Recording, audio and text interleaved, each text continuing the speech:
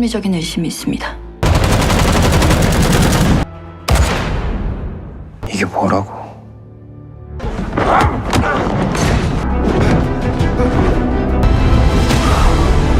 걸렸다.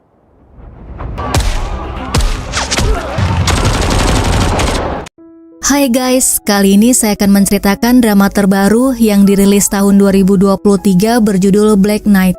Sebelum dimulai, subscribe dulu, like dan komen ya agar channel ini bisa lebih berkembang. Black Knight disutradarai oleh Choi Yoo-sok, dibintangi oleh Kim Woo-bin, Song Seung-hyun, Kang Yoo-sok, dan Esom. Black Knight yang bergenre fiksi ilmiah ini berlatar tahun 2071. Saat itu, dunia dalam kondisi hancur karena polusi udara yang beracun. Hanya sekitar 1% dari populasi yang berhasil selamat. Karena kondisi itu, orang jarang meninggalkan rumah mereka. Ketika mereka keluar rumah, mereka memakai masker gas karena polusi udara. Warga menjadi sangat bergantung pada layanan pengiriman paket untuk kebutuhan mereka. Pengemudi pengiriman yang dikenal sebagai knight atau kurir mengirimkan paket dan juga harus melindunginya dari pencuri. Diceritakan bahwa kurir 58 adalah seorang kurir legendaris yang sangat terampil dalam bertarung. Kebetulan dia bertemu dengan anak laki-laki bernama Yoon Sawol yang merupakan seorang pengungsi. Sawol bercita-cita menjadi seorang kurir dan dia mengagumi kurir 58. Kurir 58 membantu Sawol menjadi seorang kurir. Bagaimana cerita selanjutnya? Langsung aja kita mulai. Drama dimulai dengan menceritakan sebuah meteorit dan bumi bertabrakan 40 tahun silam. Sejak itu, sebagian benua tenggelam, sedangkan semenanjung Korea berubah menjadi gurun. Hanya sekitar 1% dari populasi yang berhasil selamat. Karena udara tercemar, mereka membuat air kor besar untuk mengubah oksianium menjadi oksigen. Orang-orang yang selamat diberikan QR code dengan 3 kategori, distrik umum, khusus, dan inti.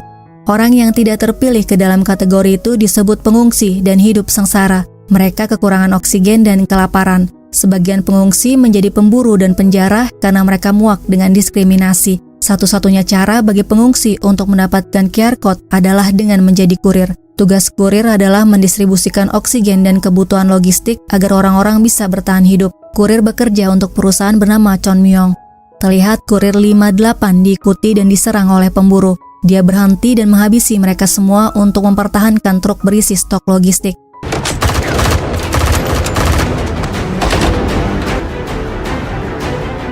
Adegan selanjutnya bertempat di distrik pengungsi Gangnam. Seorang remaja bernama Sawol melawan kumpulan preman sendirian untuk mendapatkan oksigen dan makanan. Sementara teman-temannya melihat dari kejauhan.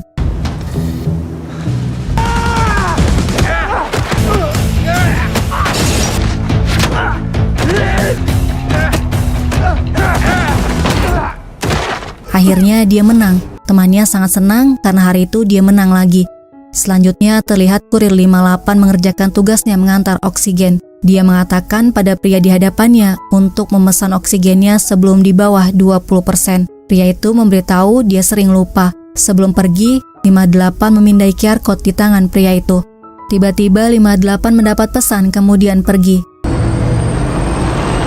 Di tempat yang lain, pemburu berhasil mendapatkan stok logistik setelah melumpuhkan kurir yang baru. 58 datang tepat pada waktunya. Dia berhasil menyelamatkan kurir baru itu dan stok logistik.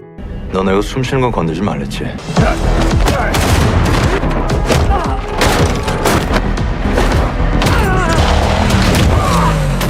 Dalam perjalanan pulang, Sawol melihat seorang wanita ditahan karena menyelundupkan pengungsi ke distrik umum. Dia kemudian masuk ke rumah secara diam-diam, tapi sayang aksinya ketahuan. Dia melawannya, tapi kakaknya dengan mudah mengalahkannya. Kakaknya seorang mayor tentara di Komando Intelijen Pertahanan bernama Sol-ah. Sol-ah mengatakan sekarang sedang ada pengawasan ketat pada pengungsi, jadi dia melarangnya keluar. Sol-ah semakin marah pada Sawol karena dia berjudi stok bantuan. Sawol membela diri dengan mengatakan itu semua dia lakukan sebagai pelatihan untuk menjadi kurir. Sol-ah membela Sawol dengan mengatakan dia punya peluang untuk menjadi kurir karena sekarang dia jauh lebih kuat dari sebelumnya. Sawol ingin mendapatkan QR code dengan menjadi kurir. Dia tahu Sol-ah gelisah karena menyelundupkan pengungsi dan dia tidak mau membahayakan mereka. Lebih baik dia pergi daripada di rumah. Mendengar itu membuat mereka kesal dan Sol-ah melempar sarung tangan ke arah Sawol. Guys, jadi sebenarnya Sawol itu bukan adik kandung mereka. Dia hanya pengungsi yang diselamatkan dan dirawat seperti keluarga oleh mereka. Sol-Ah menghukum Saul. Dia dilarang keluar selama seminggu. Karena Saul nawar, Sol-Ah menambahkan menjadi 15 hari. Akhirnya Saul setuju. Selanjutnya terlihat Yusok, direktur utama Chonmyong, melewati distrik pengungsian. Kemudian distrik khusus dan tiba di distrik inti untuk bertemu dengan ayahnya, Yoo Jae-jin, pemilik Chonmyong. Yoo Jae-jin sedang bersama presiden membahas relokasi orang-orang ke distrik A. Sebelum pergi, presiden minta pada Yusok kepastian waktu relokasi ke distrik A. 곧 찾아뵙고 말씀드리겠습니다. Di rumah Sel-Ah, Saul keluar lagi dari rumah secara diam-diam. Dia mengajak teman-temannya membawa pelang petunjuk jalan palsu dan memasangnya di pinggir jalan, membuat truk kurir 58 otomatis melambat. Saul bersama dengan teman-temannya naik ke truk. 58 melihat mereka berempat melalui CCTV. Dia kemudian nyetir secara zigzag dan menyetrum mereka.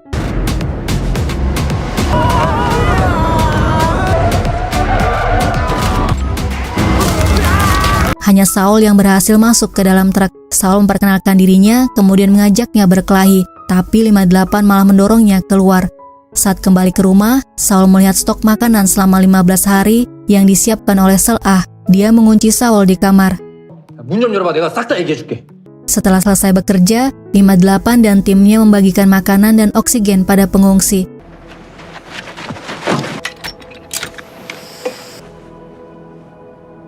Sementara itu, kurir 41 membantu memeriksa ibu yang sedang hamil.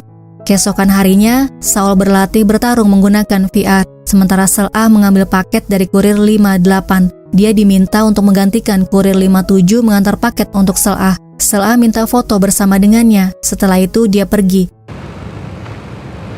실물이 훨 좋네. Di luar, seseorang mematikan CCTV di sekitar area rumah Sel-Ah. Mereka kemudian masuk ke rumah menggunakan ID kurir, mengarahkan senjata ke Sel-Ah dan mengambil memory card di dalam rumah. Saul melihat semuanya dari dalam kamarnya. Dia berusaha mendobrak pintu. Mereka menembaki pintunya dan Saul berhasil keluar. Mereka mulai menembakinya. Saul mengambil senjata menembak ke arah mereka. Dia kemudian menghampiri Sel-Ah yang terkena peluru. Tiba-tiba seorang pria menembak Saul. Kurir 58 melihat orang keluar dari rumah Sel-Ah, kemudian mendengar tembakan. Dia menembak salah satu dari mereka, kemudian memeriksa tato di tengkuk pria yang tewas di hadapannya. Setelah itu, dia melapor pada tentara terjadi kecelakaan di distrik 57. Pria di hadapannya menembak 58, kemudian mengakhiri hidupnya. Selanjutnya, 58 melihat tangan Saul bergerak. Dia membawanya ke markas dan menghubungi 41. Sol-Ah datang ke rumahnya. Dia melihat jenazah Sel-Ah. Setelah itu, Sol-Ah memindai ruangan itu. Sertuli melaporkan kejadian itu diduga berkaitan dengan penculikan di distrik umum, dan mereka akan menyelidikinya dengan teliti. Sol-Ah melihat proses kremasi Sel-Ah sambil menangis. Sementara itu, Saul sadar. 41 membantunya duduk. Tiba-tiba kepala Saul pusing. Dia teringat kejadian saat penembakan, kemudian menanyakan Sel-Ah. Mereka menahan Saul untuk bangun. 41 menyuntiknya agar dia tertidur.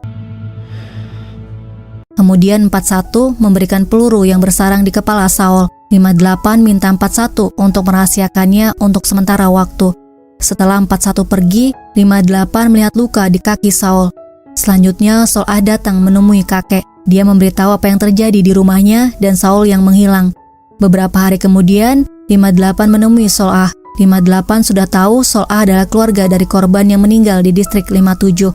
Sol-Ah bertanya apakah 58 tahu tentang penculikan di distrik umum. Kasusnya sama seperti di distrik 57. Kamera CCTV mati dan kartu memori yang dipasang di rumah hilang. Perbedaannya, kasus ini adalah pembunuhan. Ada pelapor dan saksi mata. Kemungkinan pelakunya adalah dari keluarga korban, tentara dan kurir.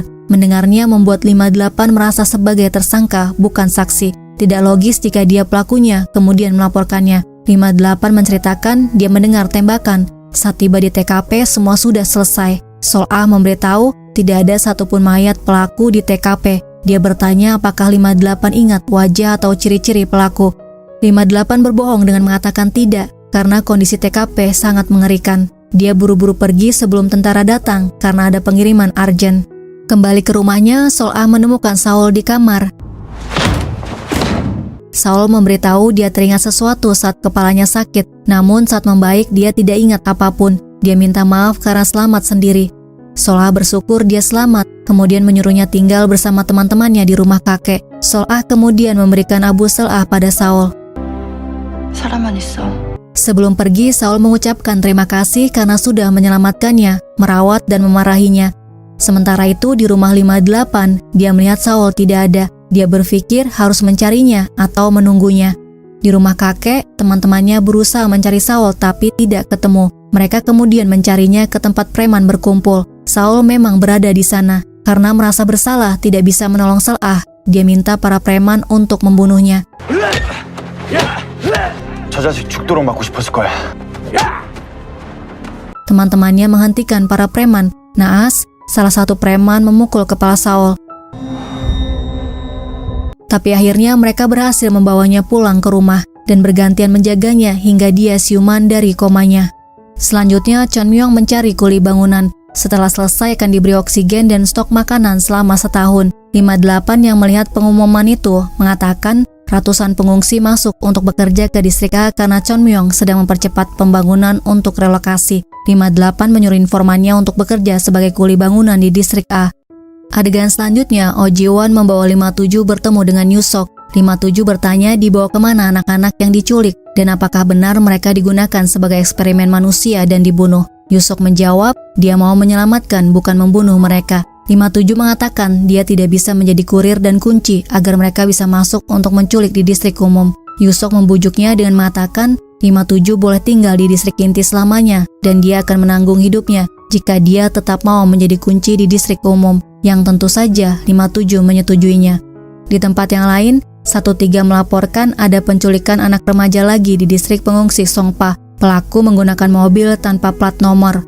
58 dengan timnya menjebak pelaku penculikan. Mereka memberi pelacak pada pengungsi remaja. Dia diculik kemudian dibawa ke sebuah bangunan. 58 dan timnya datang menyelamatkan remaja yang diculik. Terjadi baku tembak. Di suatu ruangan, mereka melihat banyak anak remaja terbaring. Mereka kemudian membawa anak-anak itu keluar. Di distrik inti, Yusok datang menemui Yu Jae-jin. Yu Jae-jin mendapatkan informasi dari presiden terjadi kerusuhan di distrik A dan pembunuhan di distrik umum. Dia bertanya apa yang terjadi di sana pada Yusok. Yu Jae-jin mengingatkan anaknya dia membuat tempat itu dan aircore untuk menyelamatkan orang-orang. Selanjutnya terlihat Yusok yang sedang melakukan transfusi darah. Dia teringat ayahnya mengatakan tidak percaya pada siapapun terutama anaknya. Ternyata guys, Yusok sedang sekarat dan ayahnya tidak tahu kondisinya. Suatu hari, 58 menemui kakek. Dia memberikan tanah dari distrik A untuk diuji oleh kakek apakah tumbuhan bisa hidup di tanah itu. 58 kemudian bertanya apakah Saul bersamanya. Dia menunjukkan peluru yang bersarang di kepala Saul pada kakek. Saul kebal peluru dan cepat pulih. 58 bertanya apakah kakek tahu Saul adalah mutan. Kakek tidak tahu. Dia memberitahu dahulu ayah Saul bekerja di tambang oksianium. Dia adalah anak tambang. 58 memberitahu hampir 100 anak pengungsi seumuran Saul hilang. Sekarang penculikan mulai terjadi di distrik umum. Dia membutuhkan Saul untuk menemukan pelaku penculikan. Kakek mengatakan untuk memberi Saul waktu karena tubuh, hati, dan pikirannya kacau setelah kematian Selah. 58 kembali ke pangkalan logistik. Dia melihat truk 57 terbuka. 58 menyelamatkan 57 yang ingin mengakhiri hidupnya.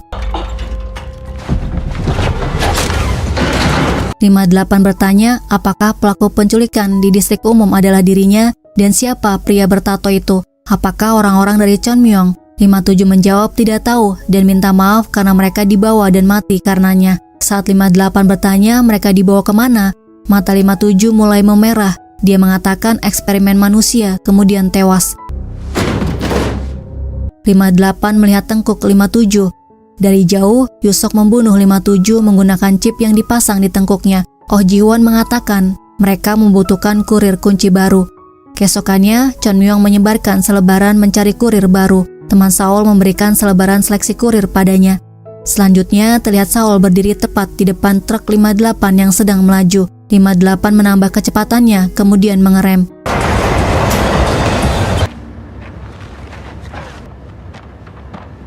Saul mengatakan Dia ingin mengikuti seleksi kurir. Dia minta 58 untuk mengajarinya agar menang, karena dia adalah yang terkuat di antara kurir yang lainnya. 58 minta Saul untuk membuktikannya. Setelah itu dia pergi. Dalam perjalanan, 58 teringat masa lalunya ketika tempat mereka tinggal diserang oleh Chonmyong. Mereka membunuh semua pengungsi. Dia tertembak.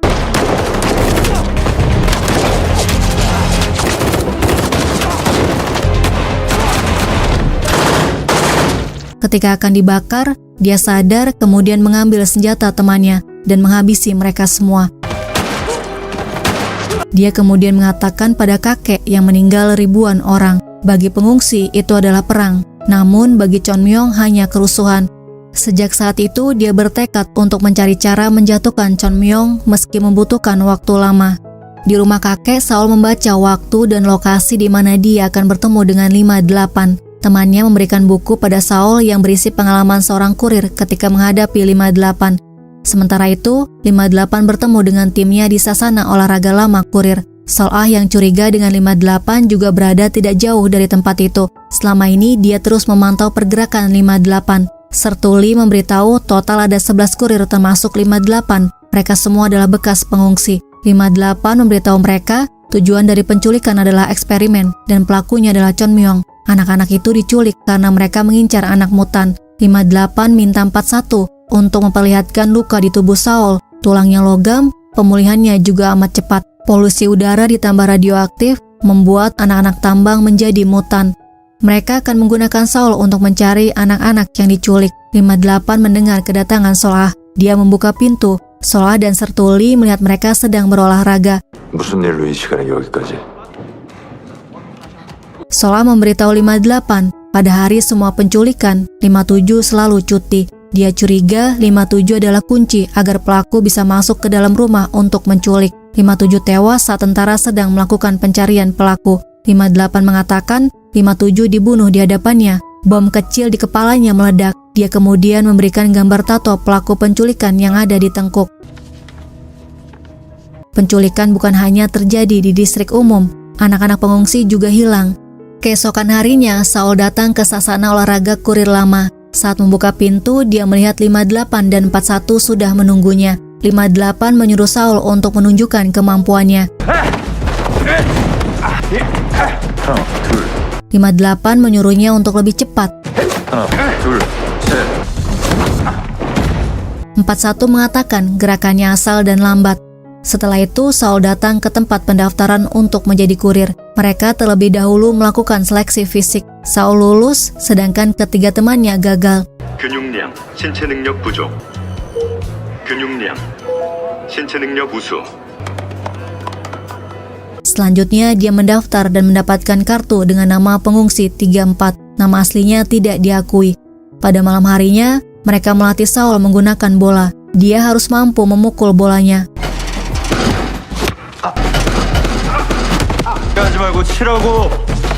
42 memperlihatkan caranya memukul dan menendang bolanya. Mereka juga mengajarkan teknik bertarung. Begitu terus setiap hari hingga dia berhasil memukul bola dan menguasai teknik bertarung. Seleksi pertama kurir diadakan di sebuah ruangan tertutup yang berisi beberapa orang. Satu orang pemenang dari setiap ruangan akan lanjut ke putaran kedua. Oksigen tiap ruangan akan diblokir saat seleksi dimulai. Kadar oksigen akan terus menurun dari 100% menjadi 0%. Semua orang saling serang dan memukul.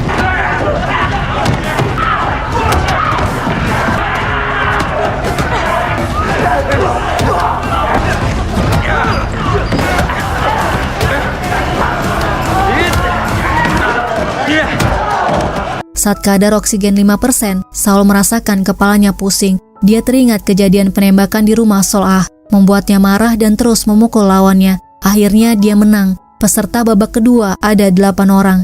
Di tempat yang lain, terlihat Saul dan Sertuli menemui pengungsi yang anaknya diculik. Dia kemudian menyuruh pria itu untuk mencari dan menyebarkan informasi mengenai pria bertato di tengkuk. Pada malam hari, 58 menembak pengawal yang sedang mengawal sebuah bis.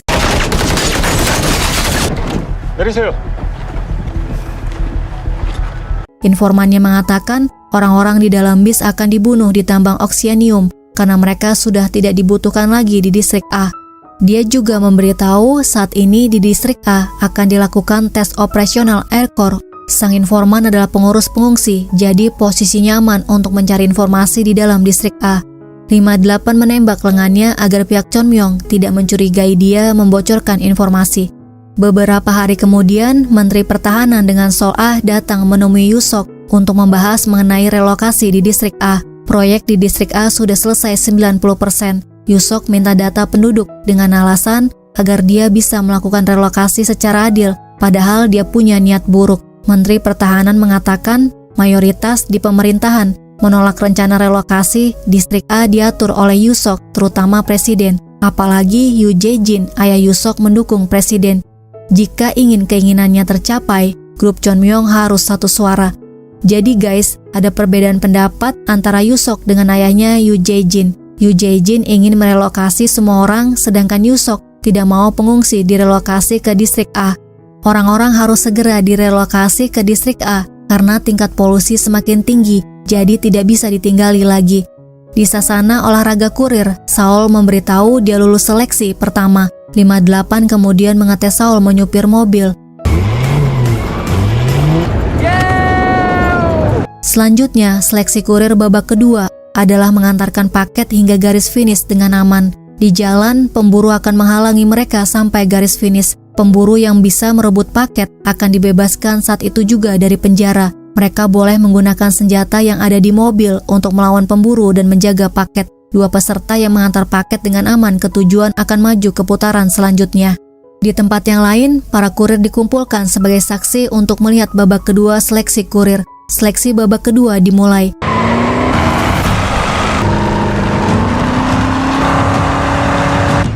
Tidak lama, muncul mobil pemburu kemudian menembaki mobil peserta.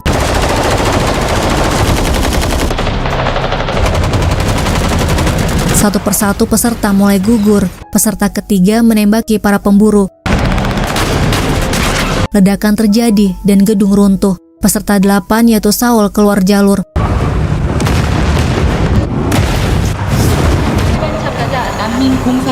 Mobil 1 menggunakan mobil 5 sebagai tameng melawan pemburu. Akhirnya peserta 5 gugur. Saul dikejar pemburu. Kemudian mobil pemburu mendorong mobil Saul. Saul memutar setir mobilnya, kemudian menabrak kaca gedung. Akhirnya dia kembali masuk ke jalur. Naas, mobilnya ditabrak dan terbalik. Saul keluar membawa senjata dan paket miliknya. Kemudian lari menuju mobil 3 yang terjebak. Saul mendorong mobil 3. Pemburu menembak ke arah mereka. Setelah berhasil, dia menumpang menuju ke garis finish. Pemburu terus menyerang mereka. Peserta 3 jatuh dari mobil. Saul melihat peserta 3 baku tembak dengan pemburu. Saul bingung antara menolongnya atau langsung menuju garis finish. Terlihat mobil peserta 1 melewatinya. Saul memutuskan untuk menolong peserta 3. Saul menembak pemburu dan menyuruh peserta 3 untuk naik ke mobil. Mereka tiba di garis finish, namun Saul tidak dapat masuk ke final. Dia didiskualifikasi karena kehilangan mobil dan kotak paketnya rusak. Pada malam harinya, Oh Ji-won melapor pada Yusok, peserta 3 cedera tangan. Para kurir sepakat si pengungsi maju ke final. Saul memberitahu kakek dan teman-temannya dia masuk ke final. 나 결승 간다. Yusok datang menemui Sol-ah untuk minta data kecerdasan, kekuatan, pekerjaan, catatan kriminal, DNA, dan rekam medis penduduk. Sol-ah tidak bisa memberikannya tanpa persetujuan Menteri Pertahanan karena data pribadi adalah rahasia tingkat tinggi. Yusok menghubungi Menteri Pertahanan. Dia minta Sol-ah untuk memberikan data penduduk yang diminta Yusok. Yusok memberitahu akan melakukan seleksi orang yang cocok untuk tempat baru. Ada bayaran untuk hidup yang lebih baik. Sol-ah tidak sependapat karena bagaimanapun penyeleksian tidak akan pernah adil. Sementara itu, 58 menemui informannya. Dia memberitahu Yoo Jae-jin mendukung pemerintah merelokasi pengungsi. Ini adalah perkelahian antara ayah dan anak. 58 tidak percaya pada Yoo Jae-jin karena dia adalah otak pembantaian pengungsi 9 tahun yang lalu. Informannya mengatakan musuh terbesar mereka adalah Yusok, pemegang kuasa. Yoo Jae-jin mendukung presiden, Yusok mendukung Menteri Pertahanan. Itu semua demi mereka sendiri. Selanjutnya terlihat Sol-ah dan timnya mengintai seorang pria bertato di tengkuk. Pria itu sadar diikuti. Dia lari dan Sol-ah mengejarnya. 골목 끝으로 앞질러 가고 있습니다. Pria itu menodongkan senjata ke arah kepala Sol-ah. Mereka berkelahi. Pria itu sadar Sol-ah adalah tentara. Tim Sol-ah muncul. Pria itu berlutut, kemudian seketika dia tewas. Melihatnya membuat Sol-ah teringat ucapan 58. Beberapa hari kemudian, Saul datang ke asrama untuk seleksi babak final. Di lift, dia bertemu dengan Sol-ah. Sol-ah mengatakan, menang atau kalah, dia minta Saul untuk menjaga dirinya. Kemudian Saul diantar ke asrama. Dia dilarang keluar sendiri tanpa mentor. Ternyata guys, mentornya adalah 41. Pada malam harinya, 58 bersama timnya menghentikan pengiriman pembangkit listrik yang akan masuk ke distrik A. 58 berdiri di tengah jalan. Iringan mobil itu berhenti, tiba-tiba mobil lain menabrak dari arah samping. 58 menembak supir truk, kemudian mereka menghancurkan pembangkit listriknya. Oh Ji-hwan melapor pada Yusok, tes operasional distrik A bermasalah, pembangkit listriknya meledak. Di asrama, 41 memperlihatkan video peserta 1 bernama Ju Gong-nam yang sedang bertarung. Ju Gong-nam adalah peserta yang terhebat. Postur, kecepatan, kekuatan, dan tekniknya bagus. Saul bertanya apakah dia lebih kuat dari 58. 41 mengatakan 58 adalah yang terkuat, makanya dia menjadi legendaris. Saul mengatakan berarti dia bisa mengalahkannya. Chon Myung mengirim truk siaran ke distrik pengungsi. Mereka akan menyiarkan secara langsung babak final seleksi kurir. Kakek dan teman-teman Saul melihat siaran langsung babak final di rumah. Sementara di luar, banyak pengungsi yang datang melihat siaran langsung di truk siaran karena mereka membagikan makanan dan oksigen pada penonton. Saul bersama 41 menuju arena babak final di distrik inti. Selain Yusok, babak final dihadiri oleh Presiden, Menteri Pertahanan, dan Sol-ah. Di jalan menuju pangkalan logistik, 58 berpapasan dengan mobil tanpa plat. Mereka semua turun dari mobil dan langsung saling menembak.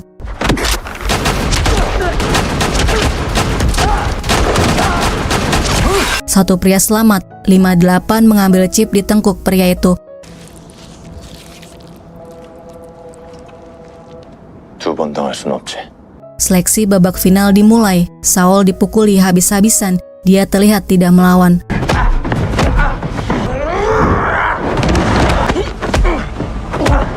Satu menyuruhnya bangun dan mengelak. Semua yang menonton terlihat kecewa dengan aksi Saul.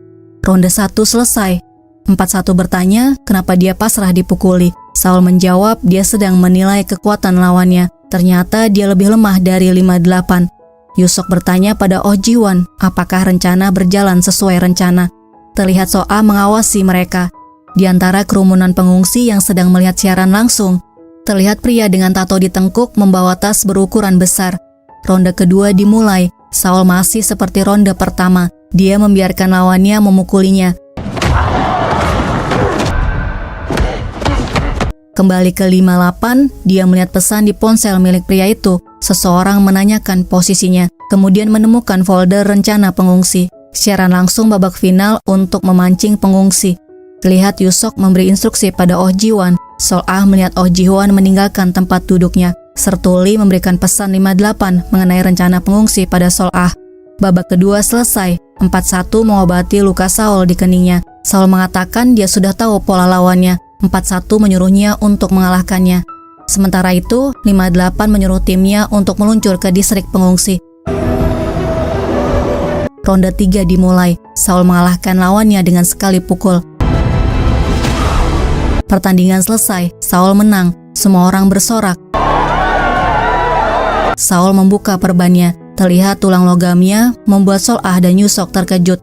Saat semua pengungsi bersorak gembira, bom meledak di distrik pengungsi. 58 dan timnya melihat ledakan terjadi. 58 sangat marah. Dia teringat kejadian pembantaian pengungsi 9 tahun yang lalu oleh Chon Myung. Sol-ah dan timnya juga ada di TKP. Dia tahu pelakunya adalah Yusok karena selama babak final dia terlihat mencurigakan. Dia mengatakan pada Sertuli siaran langsung seleksi kurir adalah umpan agar pengungsi datang. Di sasana olahraga kurir, 33 memukuli pria bertato agar dia mengaku apa rencana mereka selanjutnya, tapi tidak berhasil. 이 새끼가 씨. Di asrama, Saul melihat lukanya, kemudian teringat kejadian penembakan di rumah Sol-Ah. 41 datang. Dia bertanya apakah sudah tahu bahwa dirinya adalah mutan. 41 minta dia untuk membahasnya nanti dengan 58. Selanjutnya, Saul melakukan tes kesehatan dan mendapatkan identitas terdaftar sebagai 57. 이게 뭐라고? Yusok melihat hasil tes kesehatan Saul. Oh Ji-won menyarankan untuk segera mengirim Saul ke laboratorium. Ini pertama kalinya mereka menemukan mutan yang sesehat itu. Yusok tidak setuju karena orang akan curiga. Pada malam harinya, 58 bertemu dengan timnya. Dia mengatakan sudah jelas pengungsi tidak ada dalam rencana relokasi. Kali ini mereka akan bergerak lebih dulu. Mereka akan menangkap Yusok.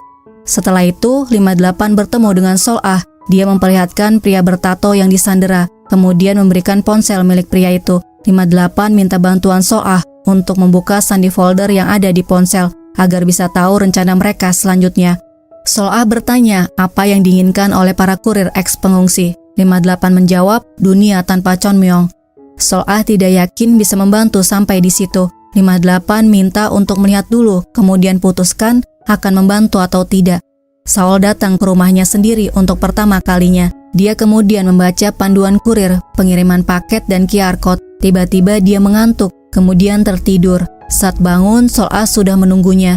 잘 어울리시네요, 택배기사님. Dia mengatakan Sol-Ah pasti senang sekali. Dia kemudian memperingatkan Saul untuk hati-hati karena mereka sudah tahu dia adalah mutan. Pada hari pertamanya bekerja, Saul bertemu dengan teman-temannya. Dia mengajak teman-temannya naik truk. Mereka terlihat sangat senang. Setelah itu, Saul menurunkan mereka dan mengantar paket pertamanya, kemudian lanjut mengantar paket yang lainnya. Yu Jae-jin bertanya pada Yusok mengenai kematian ratusan pengungsi tidak bersalah menjelang rencana relokasi. Dia minta pada putranya untuk memberikan alasan agar dia tidak curiga padanya. Yusok menolak untuk memberi alasan karena ayahnya tidak percaya padanya. Yu Jae-jin mengatakan akan merelokasi pengungsi ke tempat aman secepatnya. Dia menyuruh Yusok untuk mencari kekurangan rencana relokasi dan memperbaikinya. Yusok memperlihatkan rencana relokasi yang sudah dia buat pada ayahnya. Setelah selesai mengantar paket, Saul menemui 58. Dia melihat orang yang terluka dan bertanya siapa dia. 58 memberitahu pria itu adalah komplotan yang membunuh Sol-Ah. Dan sekarang mereka berada di tempat khusus yang rahasia. 58 mengatakan ratusan pengungsi tewas selama dia bertanding. Itu adalah pembantaian pengungsi lewat siaran babak final dan pelakunya adalah Chonmyong. Karena pengungsi tidak dibutuhkan di dunia Chonmyong. 58 memberitahu mereka ingin mengubahnya. Dia melempar peluru yang bersarang di kepala Saul, kemudian bertanya ingin bergabung atau tidak. Sol-Ah memberikan data penduduk yang diminta Yusok. Yusok memberitahu akan merelokasi pengungsi ke distrik umum, tapi sebelumnya para pengungsi harus divaksinasi terlebih dahulu, karena mereka tidak tahu pengungsi terjangkit penyakit atau tidak. Dia minta Sol-Ah untuk mengkoordinasikannya pada Oh Ji-won, proses vaksinasi pengungsi.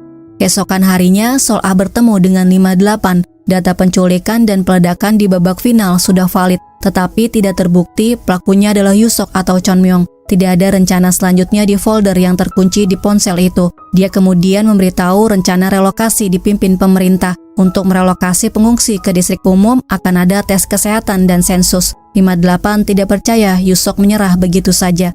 Selanjutnya terlihat truk Chonmyong memberitahu bahwa pengungsi berhak tinggal di distrik umum. Pengungsi harus mendaftar, mengikuti tes kesehatan dan vaksinasi. Para pengungsi mulai berdatangan ke tempat pendaftaran dan vaksinasi.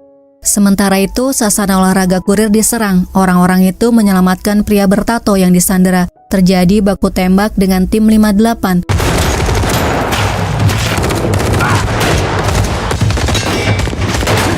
Hanya pria bertato yang disandera berhasil pergi meninggalkan sasana olahraga kurir. Setelah sampai di markas, pria itu mengirim pesan darurat, harap datang. Kemudian mengambil pistol dan tertidur. Oh Ji-won membangunkannya. Pria itu mengatakan dia disekap oleh kurir 58. Dia lolos berkat regu penyelamat. Oh Ji-won mengatakan dia tidak mengirim regu penyelamat. Kemudian langsung menembak pria itu. Saat Oh Ji-won menuju pintu, 58 muncul. Jadi guys, aksi penyelamatan dan tembak-menembak itu hanya rekayasa 58 agar mereka bisa tahu siapa dalang di belakang penculikan dan pembunuhan.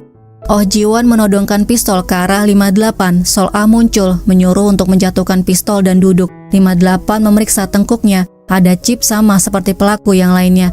58 bertanya apakah ada pembantaian pengungsi lagi. Solah bertanya di mana anak-anak yang diculik. Oh Ji-won menjawab tidak tahu. 58 melemparnya ke jendela.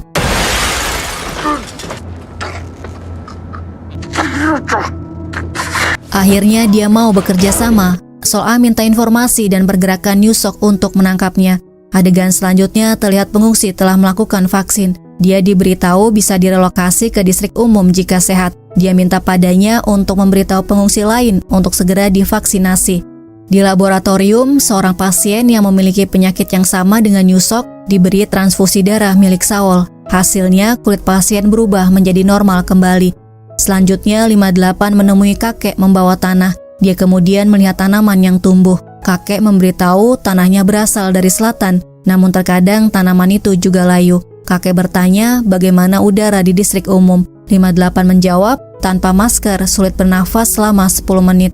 Setelah melihat tanaman tumbuh dari tanah di selatan, 58 melihat dari atas, satu sisi tidak ada debu, kemudian melihat tempat penduduk yang dipenuhi debu dan angin. Dia kemudian memerintahkan timnya untuk memeriksa kadar polusi dari truk pemurnian udara milik Chonmyoung. Terbukti truk itu bukan memurnikan udara, tapi mengandung emisi zat berbahaya yang mencemari udara. Jadi guys, Chonmyoung sengaja membuat udara tercemar agar bisa menjual oksigen. Mereka tidak bisa berkuasa jika udara bersih. Sol-ah datang minta bukti Chonmyoung mencemari udara. Dia kemudian memberikan agenda luar Yusok. Keesokan harinya, Yusok datang ke tempat vaksinasi pengungsi. 58 siap menembak Yusok dari atas gedung. Sementara tim yang lainnya menyerbu stasiun pemurnian udara untuk meretas sistem, kemudian memasang bom pada mesin, hingga membuat semua truk pemurnian udara otomatis berhenti beroperasi. Sementara Sol-ah datang menemui Yu Jae-jin, membawa bukti kasus penculikan, pembunuhan, dan pencemaran udara yang dilakukan Yusok. Sol-ah minta bantuan pihak internal Yu Jae-jin untuk membereskannya. Kembali ke 58, saat dia akan menembak, tiba-tiba ada yang menodongkan pistol. Tidak lama orang itu ditembak dari gedung seberang oleh sniper 58. Tembakan 58 meleset mengenai pengawal Yusok. Terjadi kepanikan dan baku tembak. 58 turun, dia menembak ke arah Yusok, tapi sayangnya Yusok berhasil kabur. Selanjutnya, Oh Ji-won memberitahu pelaku penembakan, penyerbuan stasiun pemurnian udara, penculikan di bis, dan peledakan pembangkit listrik adalah kurir Chonmyoung, termasuk bocah mutan. Pada malam hari, Sol-ah mengatakan Yu Jae-jin sudah tahu perbuatan Yusok. Besok dia akan bertemu dengan presiden. Sampai ada keputusan, mereka harus bersembunyi dan menunggu hingga esok hari. 58 memerintahkan mereka untuk berpencar, melepas GPS mereka, dan menunggu di distrik pengungsi. Tidak lama Yusok dan pengawalnya datang ke sasana olahraga, tapi sudah tidak ada siapa-siapa. Yusok memerintahkan untuk membunuh mereka dan menangkap bocah mutan hidup-hidup. Selanjutnya terlihat Yu Jae-jin datang menemui kakek. Yu Jae-jin menanyakan keadaannya, kemudian dia mengatakan tanpanya akan butuh 5 tahun untuk membangun air core. Kakek bertanya kenapa dia membesarkan anaknya seperti itu. Yu Jae-jin menjawab putranya sangat mirip dengannya dan dia harus bertanggung jawab. Kakek memberitahu makin ke selatan tanahnya semakin subur. Yu Jae-jin menambahkan dia mendengar udaranya juga semakin baik. Kakek menyuruh Yu Jae-jin untuk melupakan distrik A dan keluar dari distrik inti. Yu Jae-jin mengatakan dia akan mengakhiri semuanya. Dia kemudian bertemu dengan presiden. Mereka menandatangani kesepakatan bahwa grup Chonmyoung menyerahkan kewenangan pada pemerintah. Di luar, presiden memberitahu Yusok, Yu Jae-jin akan mengumumkan kesepakatan mereka dan Menteri Pertahanan akan datang untuk menjemputnya agar dia bisa mempertanggungjawabkan kejahatan yang sudah dia perbuat. Dia tidak menyangka ayahnya menyerahkan oksigen dan logistik pada pemerintah. Ayahnya mengatakan dia ingin menolong manusia bukan membunuh. Yusok mengatakan dia tidak bisa kehilangan Chonmyoung. Ayahnya mengingatkan Chonmyoung bukan miliknya, jadi dia tidak kehilangan apa-apa. Menteri Pertahanan datang. Yu Jae-jin minta putranya untuk bertanggung jawab atas perbuatannya. Menteri mengatakan Yusok ditangkap atas pelanggaran keamanan. Tiba-tiba Yusok menembak tentara yang menghampirinya. Dia kemudian menyuruh ayahnya untuk membunuhnya. Tanpa diduga, menteri menembak Yu Jae-jin hingga tewas. kemudian mengajak Yusok untuk melakukan kudeta. 58 menemui kakek. Kakek memberitahu kemarin Yu Jae-jin datang.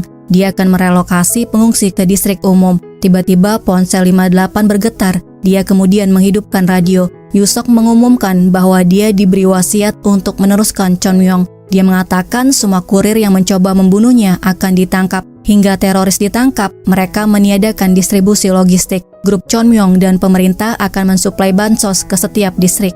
58 memutuskan dia akan datang ke distrik inti. Kakek memberikan cetak biru distrik inti. Mereka kemudian mengambil persediaan persenjataan dan amunisi. Di distrik pengungsi, orang-orang yang divaksin mulai tewas satu persatu. Kakek melihat mereka memakai gelang vaksin. Dia memberitahu Nirguna mereka tewas karena divaksin. Nirguna lari ke tempat tes kesehatan karena kedua temannya akan ikut divaksinasi. Kakek pulang ke rumah untuk membunyikan lonceng. 41 datang. Kakek memberitahu jangan ikut tes kesehatan. Jika divaksin bisa mati. 41 menyebarkan informasi itu ke yang lainnya. Mereka semua lari ke tempat tes kesehatan untuk menghentikan proses vaksinasi. Nirguna berteriak ke arah temannya, jangan divaksin, kalian akan mati jika divaksin. Dia menyuruh kedua temannya untuk keluar. Tentara menghentikan Nirguna. Sementara itu, tim 58 menembak ke udara di tempat vaksin yang lain. Orang-orang mulai berlarian. Saul melihat tentara mengarahkan senjata ke Nirguna, lalu dia menembak ke atas. Orang-orang berlarian. Saul kemudian lari ke arah Nirguna untuk menyelamatkannya. Nirguna yang melihat tentara mengarahkan senjata ke arah Saul langsung berteriak jangan ke sini. Tentara kemudian menembaknya. Nirguna mengatakan cepat kabur, jangan tertangkap, kemudian tewas. Tentara memukul Saul kemudian membawanya. Menteri Pertahanan memberitahu Yusok kurir mutan akan segera dibawa dan vaksinasi gagal karena serangan di lokasi tes kesehatan. Sertuli melaporkan Saul ditangkap, dia dibawa ke Chonmyong. Tim 58 mempersiapkan senjata. Kakek minta kembalilah dengan selamat. Soah datang karena tujuan mereka sama. Dia akan mengantar mereka masuk ke distrik inti. Tiba di distrik inti, tim 58 berpisah dengan tim tentara. Setelah mengganti pakaian, mereka menyerang distrik inti.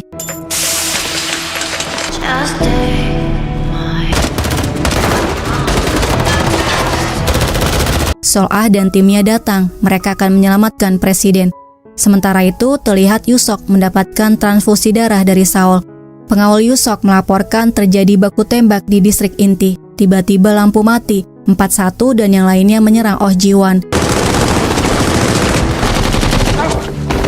Yusok menghidupkan pembangkit listrik darurat. Menteri Pertahanan menahan presiden. Soah dan timnya dihalangi tentara dari kubu Menteri Pertahanan. Tapi akhirnya kubu Soah berhasil mengalahkan mereka semua dan menyelamatkan presiden. Kemudian Menteri Pertahanan ditangkap karena membuat makar. Soah memberitahu melalui walkie-talkie, Menteri Pertahanan ditangkap. Dia menyuruh pemberontak untuk menyerahkan diri. Yusok yang tidak mau berakhir dengan kekalahan menghancurkan air core. Semua orang diberitahu untuk evakuasi karena air core kelebihan suplai energi. 58 masuk menembaki mereka. Yusok terkena tembakan dan 58 menembak lagi ke arah kepalanya. 그건 네가 결정할 일이 아니야. Semua orang terlihat lari keluar dari distrik inti karena air core gagal mengatur energi dan akan meledak. Terlihat jari Yusok bergerak, kemudian terjadi ledakan dahsyat. Sementara orang-orang terus lari keluar dari distrik inti. 58 dan yang lainnya berhasil keluar. Soah membantu membawa Saul. Presiden mengumumkan relokasi ke distrik A akan dimulai dari pengungsi yang telah melakukan registrasi. Pemerintah juga menghapus sistem klasifikasi pengungsi umum, khusus, dan inti. Sistem kependudukan dan distribusi oksigen akan direformasi agar tidak ada diskriminasi. 3 bulan kemudian, Saul bersama dengan 58 melihat udara yang membaik dan langit yang semakin cerah. Guys, Black Knight tamat sampai di sini ya. Terima kasih sudah melihat video ini. Sampai jumpa di video selanjutnya.